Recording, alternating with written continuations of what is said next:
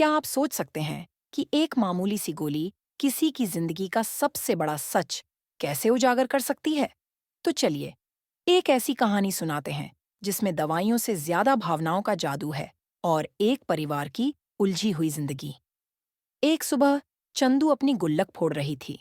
उसकी मासूम आंखों में एक सवाल था। मम्मी की तबीयत इतनी खराब क्यों है? उसने डॉक्टर के पास जाने की ठानी।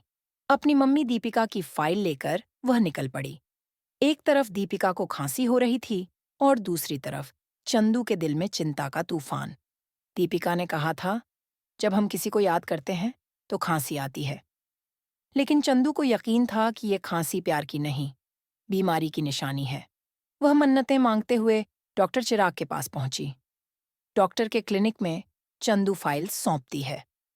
तभी मलिष्का वहां आ जाती है और दीपिका की रिपोर्ट के कुछ पन्ने फाड़ देती है। उसका चेहरा देखकर चंदू को समझ नहीं आया कि वह मदद कर रही है या नुकसान।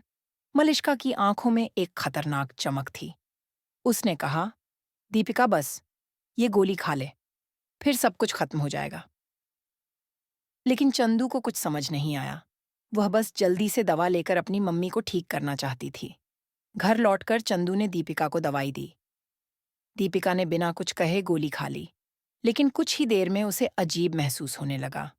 वह चंदू से बोली, ये दवाई तो ठीक लग रही थी, लेकिन अंदर से ऐसा लग रहा है जैसे कुछ गलत हो रहा हो। चंदू डर गई।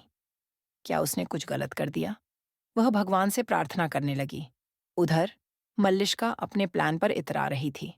उसने सोचा, अब दीपिका का अंत तय है। वह चिराग की जिंदगी से हमेशा के लिए बाहर हो जाएगी। लेकिन कहानी ने यहाँ मोड़ ले लिया। दीपिका की तबीयत बिगड़ने लगी और चिराग को कुछ गड़बड़ का एहसास हुआ। क्या वह सच जान पाएगा?